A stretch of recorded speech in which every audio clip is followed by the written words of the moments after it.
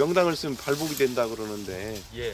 얼마나 지나야지 발복이 되는지요? 명당에서 발복이 됐을 때 보통 보면 거의 한 6개월이 있으면 발복이 돼요. 몇 자리를 딱 쓴 다음에 빠르면 6개월, 그 다음에 또 6개월, 12개월, 그 다음에 또 6개월, 18개월. 그 안에 발복이 이루어져요. 그런데 작은 발복이 이루어지느냐 아니면 큰 발복이 이루어지느냐는 좀 차이가 틀려요.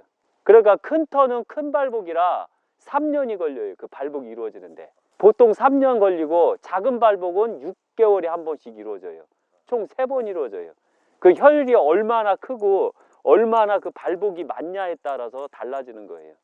보통 보면은 요즘에 전기 철탑이 있는 경우가 있는데 그거하고 명당하고 어떤 관계가 있을 수 있나요? 첫째, 철탑은 새로운 주파수예요. 기 또한 명당 또한 주파수고 그 다음에 기의 주파수예요. 그런데 철탑이 보통 산에 있으면 수평 주파수로는 거의 한 500m, 그 다음에 산 위에 있을 때는 거의 1km까지 전기 주파수가 작용을 해요. 그리고 주파수가 있을 때 보면 그게 어느 쪽 방향에 있느냐에 따라서 첫째가 다치느냐, 막내가 다치냐, 둘째가 다치느냐, 아버지가 다치느냐, 어머니가 다치느냐 결정돼요. 그리고 철탑이 있으면 정신질환이 많이 생겨버려요. 그래서 미친다던가 이런 사람들이 많이 나와요. 아니면 뇌졸중이 나온다던가 이런 식으로 해요. 그래서 되도록이면 아무리 좋은 명당일지라도 철탑이 있으면 그건 명당이 될 수가 없어요. 그거는 흉당으로 봐야 돼요. 안 그러면 철탑을 막아줄 수 있는 나무를 심는다던가 해서 나무로서 그걸 잡아줘야 돼요. 그렇지 않으면 철탑 있는 데는 절대 묘자리도 쓰지 마시고 집도 지으면 안 돼요. 묘자리를 옮길 때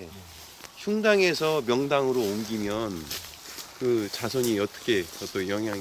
흉당에서 명당으로 옮길 때는 별 문제가 없어요. 발복 보고 그 다음에 선친한테 내가 효를 다한 것처럼 이 몸도 개운하고 후손들도 괜찮거든요. 그런데 만약에 명당에서 흉당으로 옮겼을 때는 산 형세에 따라서 예를 들면 주변에 도둑놈이 있는 산에다가 흉당으로 모셨을 땐 그 자식이 도둑놈까지도 나와요. 바람풍이 심한 곳에 모신다던가 이랬을 때는 이상하게 돈만 모여서 뭐 하려고 하면은 풍파가 생기고 사고가 생겨버려요. 그 다음에 이상하게 관직이 강하게 움직였다가도 명당에서 흉당으로 딱 옮겼을 때 관직이 싹 없어진다던가 잘리는 경우가 있어요. 그래서 흉당에서 명당으로 이상하고 이런 건 괜찮지만 명당에서 흉당으로 가는 건 무조건 말려야 돼요. 특히 흉당에서는 이 바람이 들어오면 유골이 시커멓게 썩어요. 그 다음에 군역이 많고 뱀 군역이 있다던가 쥐 군역이 있을 때는 심지어는 뱀까지도 살고 쥐도 살고 이래요. 그 다음에 해안가 쪽이나 물 쪽은 내강 속에 다슬기도 살고 또 꽃게까지 사는 경우를 봤어요. 제가 풍수할 때 보면 산 중턱인데도 불구하고 다슬기가 살더라고요. 그래서 제가 물었죠. 여기 앞에 뻘이 있었나요? 하니까 거기가 옛날에 미나리깡이 있었다는 거예요. 그래서 미나리깡에서 다슬기가 내강 수맥 있는 곳으로 들어온 다음에 물이 끊기니까 다슬기가 내려가지를 않고 묘자리에서 계속 알까고 생활하고 해서 하얗게 있더라고요. 이게 바로 흉당이에요. 그리고 절대 흉당에다 모시게 되면 선조가 머리에 뭐가 있다 하면 머리가 아프고 다리가 아프다 하면 다리에 뭐가 있는 거예요. 그리고 답답하고 가위눌림증이 심하다 하면 그 묘자리에는 나무 뿌랭이가 감아져 있는 거예요. 그리고 이상하게 추위를 많이 탄다 하면 거기 내각에 물이 있다는 뜻이에요. 명당을 썼어도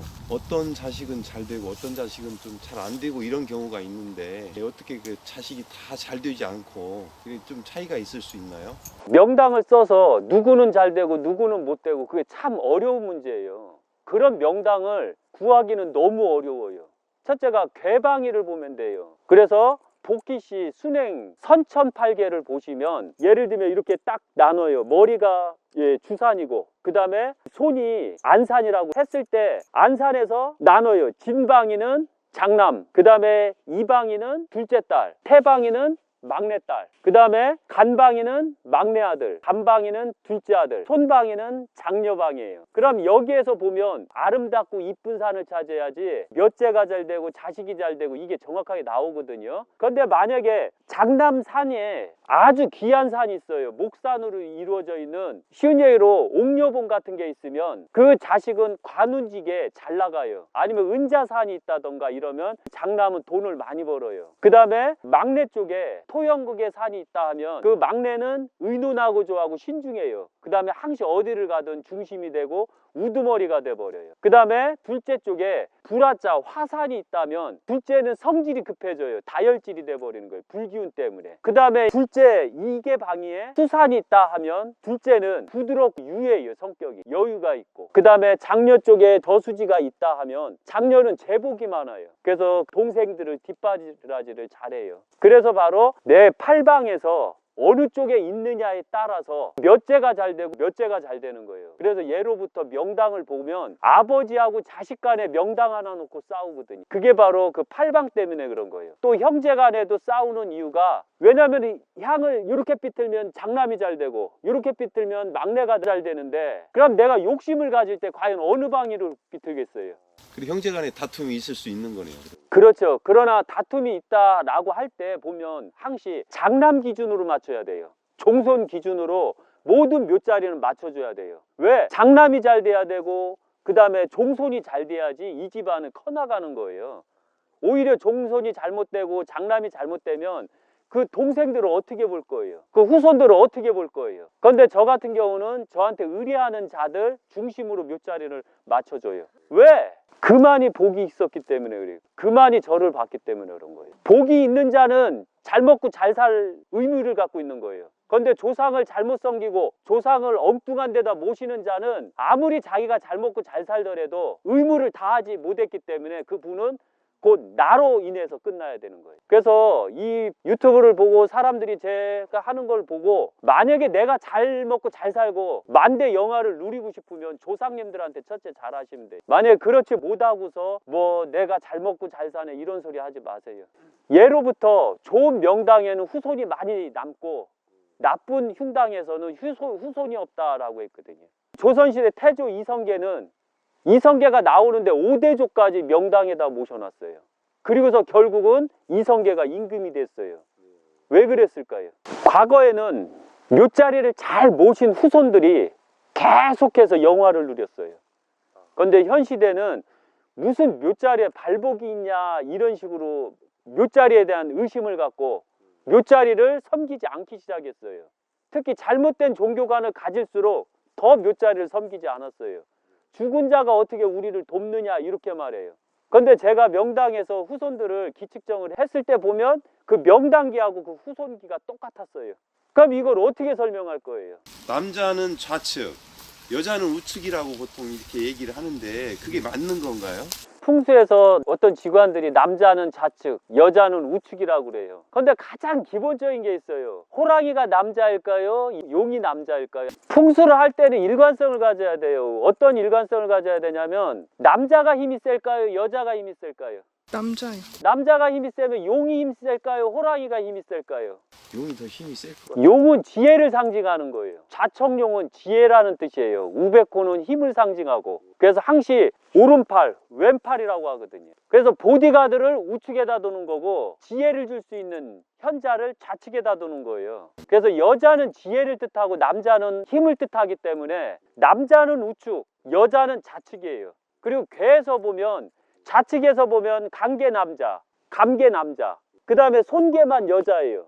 그 다음에 우측을 보면 딩계는 남자, 그 다음에 이계는 여자, 그 다음에 태계도 여자예요. 그러니까 장남은 우측에 있고 장녀는 좌측에 있어요. 그런데 아들 둘이 좌측에 있어요. 아들이 많다고 해서 좌측을 남자로 봐야 될까요? 아들이 하나밖에 없다고 해서 우측을 여자로 봐야 될까요? 개를 중심으로 만들어진 거예요. 풍수 자체가. 그래서 개기 때문에 하나가 있는 게 장땡이에요. 하나가 있으면 바로 우측이 남자라는 얘기예요. 그 다음에 좌측이 여자라는 얘기예요. 개로 봤을 때. 그런데 더 재밌는 건 뭐냐면 우리가 결혼을 했을 때 남자는 어디에 서 있나요? 좌측에 있을까요? 우측에 있을까요? 주례를 할 때 남자는 우측에 있어요. 여자는 항시 좌측에 있고요. 왜일까요? 바로 우측은 양의 자리, 좌측은 음의 자리이기 때문에 그런 거예요. 그런데 잘못된 직관이, 예를 들면 주산이 여기 있는 상태에서는 이렇게 봤을 때 엄연히 우측과 좌측이 나눠요. 내가 주산을 등지고 있는 자리가 아니라 바라보고 있는 자리에서는 좌측이 남자고 우측이 여자다. 이렇게 잘못된 것을 가지고 좌측이 남자네 우측이 여자네 하고 있는 거예요. 항시 주산을 등지고 우측은 남자, 좌측은 여자로 봐야 되는 거예요. 왜? 개를 봐야 되기 때문에. 개에서는 엄연히 하나가 중심이 돼야 되는 거예요. 그런데 잘못된 직관들은 항시 좌측이 남자, 우측이 여자다라고 해요. 네가 보는 입장에서 원래 풍수의 입장에서는 주산을 등지고 봉봉을 등지고 앞을 안산을 바라본 상태에서 우측은 남자, 좌측은 여자예요. 예를 들면 뒤가 남자고 앞이 여자예요. 왜? 주작은 남자고 현무는 여자를 뜻해요. 자청룡은 여자를 뜻하고 우백호는 남자를 뜻해요. 그럼 앞에 있는 산이 어머니 산이 되겠네요. 그렇죠. 안산은 바로 어머니 산이라고 하는 거예요. 뒤에 산은 아버지 산이고. 예. 주산. 그렇게 보면 되죠. 그러니까 자청룡 우백호 주작 현무를 보면 되는 거예요. 주산이 된 것도 주작을 뜻해서 그런 거예요. 그리고 현무는 거북이, 안산, 편안할 안자에서 어머니가 편안하게 해줄까요? 아버지가 편안하게 해줄까요? 어머니가요. 항시 보면 아버지한테는 기가 짓눌리는 거요. 그런데 어머니 앞에서는 이상하게 막 땡깡 부리고 싶고 투덜 부리고 싶은 거예요. 풍수의 종류는 어떤 풍수? 첫째가 풍수의 종류에서 보면 편극풍수. 편극은 동물의 모양, 꽃의 모양, 그 다음에 새의 모양, 인간의 모양, 어떠한 모양을 논하는 거예요. 그 다음에 형세풍수. 형세풍수는 산의 모양을 뜻하는 거예요. 어떤 동물이나 인간의 모양이 아니라 산의 흐름을 보고서 형세풍수라고 해요. 그리고 형세풍수를 이기론이라고 해요. 그런데 실제적으로 이기론은 이렇게 어려운 문자 쓰지 말고 쉬운 이야기로 풍수, 산의 형태를 보고 풍수를 한다라는 걸 형세풍수로 보면 돼요. 그 다음에 팔방 64개 풍수. 팔방 64개 풍수는 괴풍수라고 해요. 그런데 제가 봤을 때는 괴풍수가 가장 완벽해요. 풍수학에서 볼 때. 그 다음에 오행풍수. 오행풍수가 들어가는 것은 오행과 팔방이 공통점이에요. 오행은 움직이고 힘을 만들어주는 작용, 산의 형태로 보고서 작용, 땅의 흐름을 보고 작용, 그거를 바로 팔방 64개 풍수, 128개 풍수를 보면 돼요. 그 다음에 우리나라에서 흔히 볼 수 있는 것은 뭐냐면은 오행 풍수이면서도 8개, 64개 풍수라고 해요. 제가 하고 있는 거는요. 그러면서도 도선비기라고 해요. 제가 하고 있는 거 도선대사의 그 비기를 통해서 만들어낸 풍수거든요. 그래서 어느 부분이 약하면 그 부분을 채워주는 풍수. 왜냐하면 지관이라면 어디가 약하면 그걸 채워주는 풍수를 할 줄 알아야 돼요. 그걸 못하면 지관이라고 하면 안 돼요. 풍수가라고 해야 돼요. 그런데 제가 하고 있는 거는 그 오행도 보고 저는 형세도 보고 형극도 보고 모든 걸 다 봐요. 그런데 실제적으로 형세는 64개만 봐도 128방만 봐도 형세풍수를 할 수가 있어요. 그런데 형극풍수는 동물의 이치, 12간지 이치, 60갑자 이치만 깨우쳐도 제대로 할 수가 있어요. 그런데 지관들고 저기 12간지 아는 사람 있어요? 60갑자 아는 사람 있어요? 사주도 제대로 못 보는 사람들이 지관을 하고 있어요. 첫째, 풍수를 하려면 사주를 잘 봐야 돼요. 그 다음에 산의 지형도 이런 것도 다 잘 봐야 되는데 형세 풍수네 뭐 이런 식으로 얘기하는 사람 치고 그것을 제대로 하는 사람을 못 봤어요. 지관을 하려면 첫째 담배를 피면 안 돼요. 지관이 담배를 핀다. 지관 아니에요. 기가 다 깨져서. 지관이 술을 마신다. 지관 아니에요. 그거 사입이에요. 지관들은 항시 기를 정제를 해야 돼요. 그래서 술을 마시면 안 되고 담배를 펴도 안 돼요. 예를 들면 기독교나 뭐 이런 거 하면 안 돼요. 기가 깨져요. 그리고 지관은 첫째가 유교나 불교하고 도교만 해야 돼요. 불교하고 유교하고 도교에서 중에서도 가장 지관이 강한 지관이 바로 유교에서 나오는 거예요. 불교에서 나온 지관도 지관이라고 할 수 없어요. 풍수가라고 해야지. 그 다음에 도교에서 나온 지관도 조심을 해야 돼요. 유교의 지관은 조상님을 항시 섬기기 때문에 좋은 자리에다 모시려고 했기 때문에 바로 그게 참지관이 나오는 거예요. 유교에서만. 문헌상 기록에서 보면 가장 먼저 풍수를 하신 분이 바로 공자님이셔요. 왜냐하면 공자님은 돈이 없었기 때문에 항시 주간을 보고 공부하는 모습을 보고 그 제자는 문왕의 주간을 갖다 준 거예요.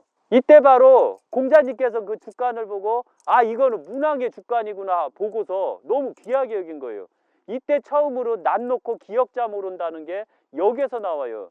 제자는 그를 몰랐고 그게 바로 문왕의 주간이라는 걸 몰랐던 거예요. 그런데 공자는 그를 알고 그걸 보고서 문왕의 주간이라는 걸 정확하게 파악하신 거죠. 그리고서 그 제자하고 문왕의 무덤을 들어가고 거기에서 주간을 열심히 가져와서 공부를 했어요. 그때 보면 문왕의 주간이 왜 남아 있었을까요? 명당이었기 때문에 그런 거예요. 흉당이었으면 그 주간이 남아 있었을까요? 물 차가지고 다 썩었겠죠. 물 차서 다 썩어버려요. 그래서 바로 공자께서는 그 주간에 욕심이 나서 여러 묘자리를 약간 도구를 했어요. 이거는 문헌에 기록된 것도 아니지만 실제 공자님께서 돈이 없었고 그 수많은 공부를 해왔던 것은 바로 도구를 통해서 공부를 하셨던 거예요. 성인이 묘자리를 도구를 했다 이러면은 말도 안 된다 생각하잖아요. 그런데 제가 공자님 78대 손이에요. 제 할아버지이면서도 불구하고 저는 이렇게 말할 수밖에 없어요. 왜? 정확한 게 중요한 거예요. 왜냐하면 공자님께서 그럼 돈이 없는데 그 수많은 그 고서를 어떻게 받냐 이렇게 나오면 주소가 없으면 안 되잖아요. 주소가 있이 공부를 했어야 되잖아요. 그래서 공자는 항시 보시면 나는 스승이 없었으나 나는 공부를 했다. 왜? 문왕의 묘자리를 도구를 해서 그 책을 보고 공부를 했다라는 얘기예요. 그래서 풍수의 가장 기본이 바로 공자님이셔요. 그래서 풍수는 공자님이 가장 먼저 남겨놓으신 거예요. 그리고 저는 공자님 그 78대손 후손으로서 이것을 얼떨결이라고 하면 어떻게 말할 수 없을 정도로 저는 어렸을 때 너무 가난했기 때문에 나무를 했어요. 나무를 하면 피곤하고 하잖아요. 그럼 묘자리에도 그냥 자버려요. 겨울에도. 그런데 포근해 따뜻하고. 그러니까 나무를 할 때는 추운 데서 나무를 하지만 잘 때만은 포근한 데서 자요. 그게 알게 모르게 제 몸으로 시기가 들어왔다는 얘기죠. 그러니까. 다 보면서 혈을 못 보면은 풍수를 할 수가 없어요. 땅혈은 총 7개 혈이 있어요. 용혈에서만 순용혈, 그 다음에 암용혈, 용교미혈, 그 다음에 수혈, 목혈, 화혈, 금혈 이렇게 해서 총 7혈이 있거든요. 그런데 이걸 다 볼 줄 알고 체크할 줄 아는 자가 과연 몇 있을까요? 이건 혈이 순용혈짜리예요. 그러니까 이걸 정확하게 아는 자가 과연 몇이나 있을까요? 거의 없다는 점이에요. 혈 못 보는 사람은 절대 풍수하지 마세요. 제가 제발 좀 부탁인데 혈 못 보면 절대 풍수하지 마세요. 저는 있는 대로 말을 하는 걸 좋아하거든요. 저는 꾸미면 말을 못해요. 꾸미는 풍수는. 그래서 욕을 얻어먹더라도 있는 대로 할 거예요. 제가 여기서 나올 때 보면 대통령 혈 중에서 최고 안 좋은 혈이 노무현 대통령 혈이에요. 최고 안 좋아요. 아, 어떻게 저수지 밑에다 묘자리 쓰는 사람이 어디 있어요? 말도 안 되죠. 금생수라에서 바위가 어떻게 있어요? 바위가 있으면 물이 모이는 거예요. 이런 거조차도 모르는 것들이 풍수를 하는 거예요. 예. 그게 오행의 원리에 의해서 다 그냥 그대로 드러날 수 있는 거네요. 그래. 그렇죠. 금이 있으면 바위가 있으면 물이 있다는 거 기본 사실이잖아요. 심지어는 내강에 돌을 썼어요. 물이 있겠어요, 없겠어요? 100% 물 있어요. 내강에 돌 쓰면. 아무리 명당이어도 물이 생겨요. 석관을 쓰면 안 된다는 말이 그런 말이네. 그렇지. 석관을 쓰면 100% 물이 생기는 거예요. 그 다음에 화열은 땅에 바위가 많아요. 군데군데 바위가 많아요. 내강도 바위가 많아요. 100% 바람이 타서 유골이 시커매지는 거예요. 수열이요. 딱 보면 속결지나 이런 데다 묘자리 써봐요. 내강에 100% 물 들어와요. 물 들어오면 잘한 미꾸라지도 생겨요. 그래서 바로 여기서 오행풍수를 왜 해야 되는지에 대해서 이제 나온 거죠. 그래서 오행풍수를 하면 그 이치를 다 설명을 할 수가 있어요. 그리고 사풍수를 쓰면 뭐 때문에 붕괴가 되고 뭐 때문에 집안이 흐트러지고 뭐 때문에 제복이 안 생기고 뭐 때문에 사고가 생긴다는 게 이 도선비기를 보면 잘 나와요. 그리고 팔계풍수를 쓰면 몇 재가 잘 되고 몇 재는 뭐 해야 되고 몇 재는 뭐 해야 되고 이게 또 잘 나와요. 그래서 풍수는 딱 보면 이 집안이 어떤 집안, 이 집안이 어떤 집안 이게 잘 나와요. 그래서 앞으로 풍수를 할 때는 그걸 명확하게 하는 사람들한테 하는 게 좋을 것 같아요. 그런데 과연 그런 사람이 우리나라에 있을까요? 제가 영광에서 풍수할 때 있었어요. 그때 봤을 때 보면 진짜 한심했어요. 뭐 1000만 원짜리 지관을 써서 했다고 하는데 묘자리가 다 하나같이 순전 쪽에 있었어요. 1000만 원짜리 지관도 순전, 동네 지관도 순전. 그럼 뭐하러 1000만 원짜리 지관을 써서 뭐하러 순전에다가 묘자리를 해요?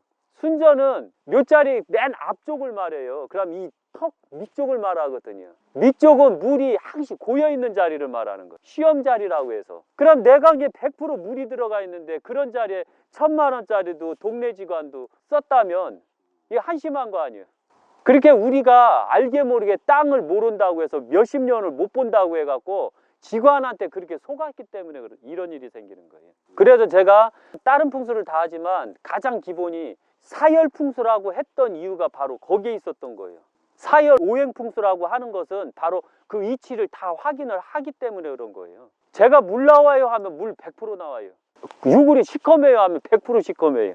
그래서 항시 직관들 조심하시고, 뭐 대학에서 지금 뭐 풍수를 배우네, 뭘 어쩌고 저쩌고 하네 하지만 어설프게 하는 게 아니에요. 왜냐하면 이것은 내가 몇 푼 먹기 위해서 풍수를 한다라고 하는 게 아니라, 내가 풍수를 잘못하면 저 집안이 쑥대밭이 되고 저 집안이 망하고 저 집안이 죽는다고 생각해야 돼요. 이게 몇 푼으로 할 게 아니에요, 이 풍수는. 그리고 풍수는 무서운 게 많아요. 왜냐하면은 살일도 내릴 수도 있고, 그 묘자리 하나 잘못돼 갖고서 막 그 선친이 흉당으로 들어가서 괘씸해서 후손들을 싹 씨를 말려버리는 경우도 있어요. 그거 어떻게 감당하려고요? 가장 무섭지요. 지금 통해서 말씀을 드리는데 절대 동네 지간들 믿지 마세요. 진짜 믿지 마세요. 그 다음에 뭐 나이 들어서 공부한 사람들 절대 믿지 마세요. 그리고 어설프게 뭐 자격증을 땄네 뭐 이런 믿지 마세요. 풍수는 그걸로 할 수 있는 게 아니에요. 풍수를 하려면 가장 기본적으로 몸에 신을 섬기던가 신을 받아들이던가 신을 부리다던가 첫째 이게 돼야 돼요. 신을 부리지 못하고 신을 받아들이지 못한 자들이 풍수를 해선 절대 안 돼요. 왜냐하면 풍수는 바로 신들과 싸움이기 때문에 그런 거예요. 산신을 건들 때 신이 없는 자가 어떻게 산신을 건드려요? 말도 안 되죠. 당나무가 뭔지도 모르는 자가 어떻게 풍수를 해요? 말도 안 되죠. 지기를 건들 때 그 신이 나온다는 걸 알아야지. 그걸 어떻게 설명할게요? 말도 안 되죠. 그래서 풍수는 잘못하면 후손들이 싹 망할 수 있으니까 풍수가 쓸 때는 되도록이면 함부로 믿지 마세요. 거의 99%가 사기꾼들이니까요. 왜? 땅에 묻히면 안 보이잖아요. 산이 이렇게 크지만 진짜 좋은 명당은 1%밖에 안 돼요. 그 다음에 그냥 대충 쓸 수 있는 땅은 15%밖에 안 돼요. 그러니까 총 합쳐봤자 16% 정도밖에 안 돼요. 이 산에 묘자리 쓸 수 있는 그 공간이. 그리고 지금은 내놓으라는 데는 이미 직관들이 다 써놨기 때문에 별로 없어요. 그런데 이제 숨어있는 자리를 찾아내야 돼요. 그리고 이 터처럼 진짜 명당인데도 안타깝게도 이 명당을 못 보고서 이장을 한 것은 진짜 이거 잘못된 거예요. 제가 봤을 땐 그래요.